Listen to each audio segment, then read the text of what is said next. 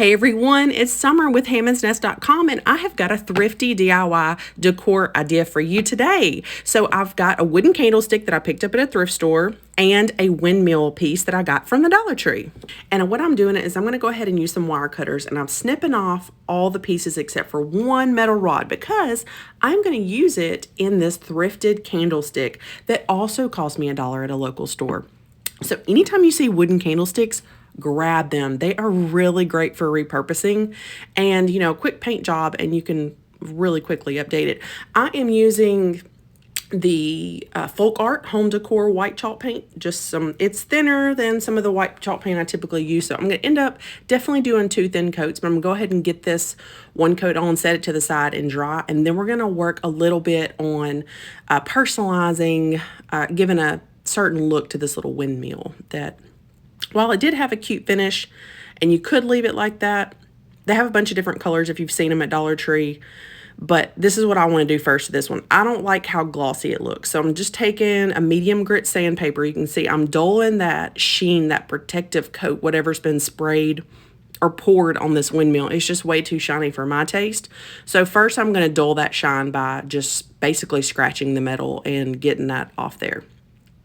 Once that's finished, I'm going to take the same white chalk paint that I used on that candlestick, and I'm just going to kind of give it a little bit of a, I love how this ends up looking. I'm just going to end up giving it kind of a rustic paint, chippy paint kind of look. And I'm using light pressure, barely dusting, trying not to super overthink this. If you've been following me for a little while, I try to tell you whenever you're doing this kind of painting technique, not to overthink it too bad. You're not trying to be matchy-matchy. You are simply trying to give it a really natural, organic type of aged look. But anyway, this white distress look is super popular, and I don't know why it's so charming to me. I just really, really like it. So I'm giving a little extra flair there. Now, so just with a little sanding and a little white paint, that little windmill I thought it kicked it up a notch. So I'm going to go ahead and do the second coat of this white chalk paint that I'm using. And I went ahead and decided to be happy after 2 coats because I'm going to distress it, of course, as well, with the same sanding block you saw me use on the windmill. But it probably could have used 3 coats. So depending on what kind of chalk paint you use or what kind of craft paint, really just do it to your liking. And I knew that I could get away with it, let it dry, and then, distress it some. So gonna let that dry for a minute.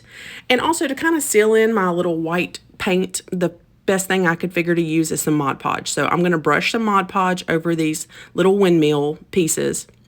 And also another thing, I'm using Mod Podge in the matte sheen.